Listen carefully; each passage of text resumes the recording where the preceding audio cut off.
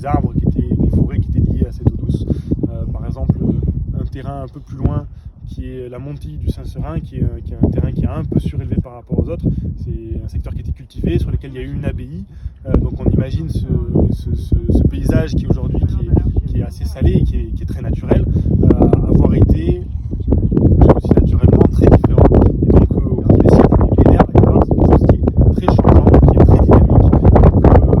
Basculer complètement d'un paysage à un autre, d'une utilisation humaine à une autre. Mais c'est des choses qui se passent de l'ordre plutôt du millénaire.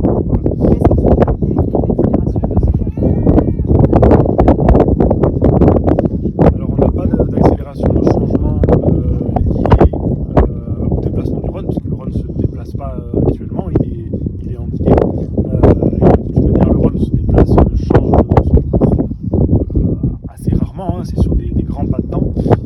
Pour autant, aujourd'hui, les conditions climatiques, et notamment les sécheresses répétées, font qu'on observe une salinisation, comme beaucoup d'acteurs de la Camargue, du territoire.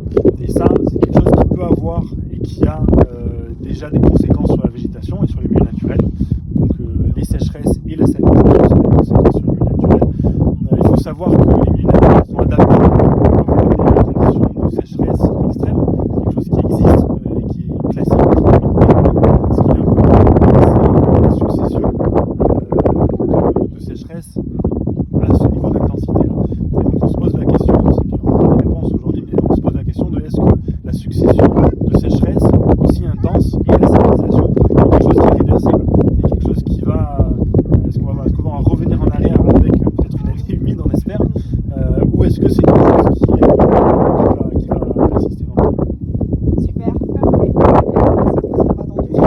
Changer le paysage. On n'a pas de réponse aujourd'hui, mais on se pose la question de est-ce que la succession de sécheresses aussi intense et la salinisation est quelque chose qui est réversible et quelque chose qui va... Est-ce qu'on va en revenir en arrière avec peut-être une année humide, on espère, ou est-ce que c'est quelque chose qui va persister dans le temps? Après l'aménagement,